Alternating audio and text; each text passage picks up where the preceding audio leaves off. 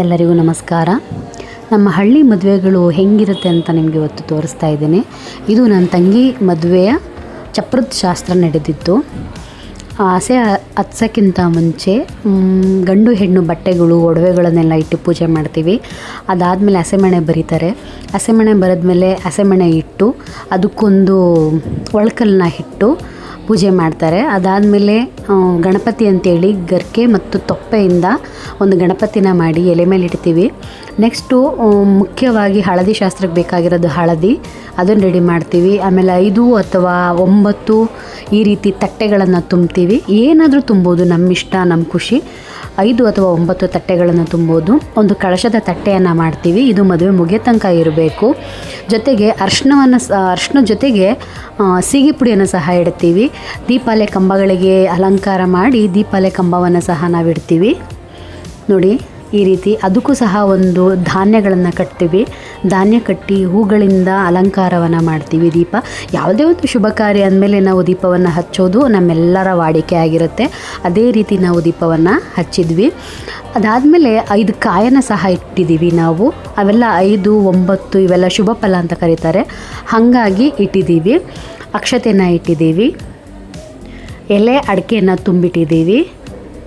ಕೊಬ್ಬರಿಯನ್ನು ಸಹ ತುಂಬಿಟ್ಟಿದ್ದೀವಿ. ಇನ್ನು ನೆಕ್ಸ್ಟು ಚಪ್ರ ಅಂತ ಬಂದಾಗ ನಮ್ಮ ಸಿಟಿಗಳಲ್ಲಿ ಚಪ್ರ ಹಾಕೋಕ್ಕೇ ದುಡ್ಡು ಕೊಟ್ಟು ಒಬ್ಬರನ್ನ ಕರೆಸಿ ಅವ್ರಿಗೂ ಹಿಂಸೆ ಕೊಟ್ಟು ಬನ್ನಿ ಅಂತ 10 ಸಲ ಫೋನ್ ಮಾಡಬೇಕು ಒಂದು ಚಪ್ರ ಹಾಕೋಕ್ಕೆ ಅವಾಗ ಬರ್ತಾರೆ.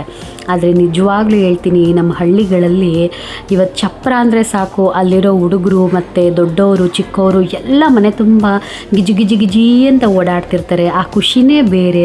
ಇದನ್ನೆಲ್ಲ ನಾವು ಹುಡುಗರಿಗೆ ₹1 ದುಡ್ಡು ಕೊಟ್ಟಿಲ್ಲ. ಆ ಹುಡುಗರೇ ಎಲ್ಲವನ್ನ ರೆಡಿ ಮಾಡಿರೋದು. ಯಾಕೆಂದರೆ ಅವರು ಡೆಕೋರೇಷನ್ಗೆಲ್ಲ ಹೋಗ್ತಾ ಇರ್ತಾರೆ. ನಮ್ಮ ಹುಡುಗರು, ನಮ್ಮ ಆಂಟಿ ಮಕ್ಕಳು, ನಮ್ಮ ಅತ್ತೆ ಮಕ್ಕಳು ಅವರೆಲ್ಲ ಅವರೇ ಬಂದು ಹೂನೆಲ್ಲ ತಂದು ರೆಡಿ ಮಾಡಿ ಗಂಟೆಗಳನ್ನು ಹಾಕಿ ಹಿಂದಿನ ದಿನಾನೇ ಗರಿನ ಎಣಿಸಿ. ಸಿಟಿಗಳಲ್ಲಿ ಗರಿ ಎಣಿಯೋಕ್ಕೂ ಸಹ ದುಡ್ಡು ಕೊಡಬೇಕು, ಗರಿ ತರೋರಿಗೂ ಸಹ ದುಡ್ಡು ಕೊಡಬೇಕು. ಇಲ್ಲ ಹಾಗಿಲ್ಲ, ಗರಿ ತಂದರು, ಎಣಿದ್ರು, ಎಲ್ಲ ರೆಡಿ ಮಾಡಿಟ್ಟಿದ್ರು. ರಾತ್ರಿಯೇ ಎಲ್ಲ ರೆಡಿ ಮಾಡಿಟ್ಟಿದ್ರು ನಮ್ಮ ಚಿಕ್ಕಪ್ಪ ಮತ್ತು ನಮ್ಮ ಚಿಕ್ಕಪ್ಪನ ಫ್ರೆಂಡ್ಸ್ ಎಲ್ಲ ಸೇರಿಕೊಂಡು ಗರಿನ ಎಂಡಿ ರೆಡಿ ಮಾಡಿಟ್ಟಿದ್ರು. ಬೆಳಗ್ಗೆ ಎದ್ದು ಕಂಬದ ಶಾಸ್ತ್ರ ಅಂತ ಮಾಡಿದ್ರು. ಅಂದರೆ ಕಂಬವನ್ನು ನೆಟ್ಟಿ ಅದಕ್ಕೆ ಒಂದು ಪೂಜೆಯನ್ನು ಮಾಡಿ ಶಾಸ್ತ್ರವನ್ನು ಮಾಡ್ತಾರೆ. ಈ ಕಂಬದ ಶಾಸ್ತ್ರ ಆದಮೇಲೆ ಚಪ್ರವನ್ನು ಹಾಕಿ ಎಲ್ಲ ನೋಡಿ ಎಷ್ಟು ಚೆನ್ನಾಗಿ ಡೆಕೋರೇಷನ್ ಮಾಡಿದ್ದಾರೆ. ಸಿಟಿಗಳಲ್ಲಿ ಯಾವ ರೀತಿ ಚಪ್ರವನ್ನು ಅಲಂಕಾರ ಮಾಡ್ತಾರೋ ಅದೇ ರೀತಿ ಅಲಂಕಾರ ಮಾಡಿದರು. ಆದರೆ ಮಾಡಿದವ್ರಿಗೆ ನಾವು ₹1 ದುಡ್ಡು ಕೊಟ್ಟಿಲ್ಲ. ಒಳ್ಳೆ ಬಿಸಿ ಬಾತ್ ಮಾಡಿದ್ವಿ. ಹೊಟ್ಟೆ ತುಂಬ ಬಾತ್ ತಿಂದ್ಕೊಂಡು ಎಲ್ಲವನ್ನು ರೆಡಿ ಮಾಡಿಕೊಟ್ಟು ಹೋದರು. ತುಂಬ ಅಂದರೆ ತುಂಬ ಖುಷಿಯಾಯಿತು. Thank you. ಇದು ನೋಡಿ, ನಾನು ನನ್ನ ಮಗಳು. ಅದಾದಮೇಲೆ ಅದೊಂಥರ ಚೆನ್ನಾಗಿತ್ತು ಸಡಗರ.